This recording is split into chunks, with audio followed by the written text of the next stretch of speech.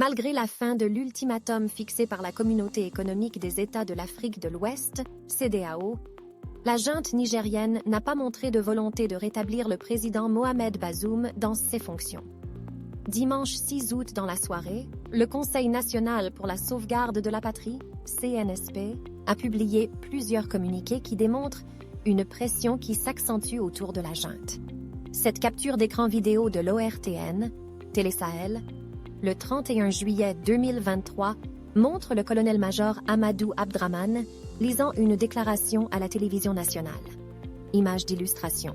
Dans un communiqué lu dans la soirée de dimanche, le CNSP explique avoir des informations indiquant que les forces d'une puissance étrangère s'apprêtent à agresser le Niger et son peuple, sans préciser laquelle. Un autre communiqué annonce qu'un prédéploiement des forces qui doivent participer à cette guerre est entamé dans 2 pays d'Afrique centrale, là encore sans les nommer. Mais il ajoute que tout État à partir duquel une action militaire est dirigée contre le Niger sera considéré comme co-belligérant. À lire aussi Niger, les soutiens de la junte donnent de la voix au stade général Seyni Kounché de Niamey signe de la pression croissante et, selon le CNSP, d'une menace d'intervention qui se précise à partir des pays voisins, le Niger a aussi fermé son espace aérien. Et le communiqué promet que toute violation fera l'objet d'une riposte énergique et instantanée.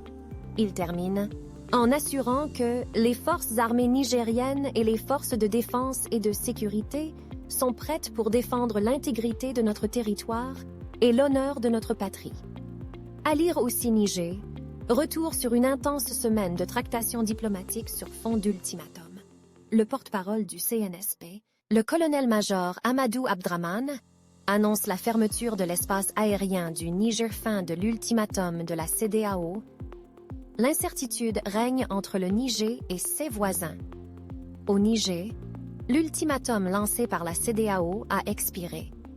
L'organisation sous-régionale avait donné jusqu'à ce dimanche 6 août à minuit à Niamey, 23h TU, aux putschistes qui ont renversé le président Mohamed Bazoum pour rétablir l'ordre constitutionnel.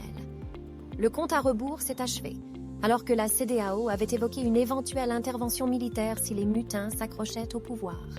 Voilà désormais le pays, plongé dans l'inconnu. Le temps est écoulé et les putschistes sont toujours au pouvoir. La situation appelle désormais beaucoup de questions, mais peu de réponses. La CEDEAO avait parlé d'une éventuelle opération militaire, et ses chefs d'état-major avaient établi les contours d'une intervention.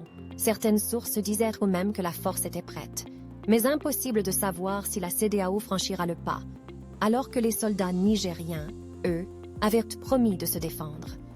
Difficile aussi de déterminer pour l'instant s'il y avait une part de bluff dans les déclarations des 2 camps.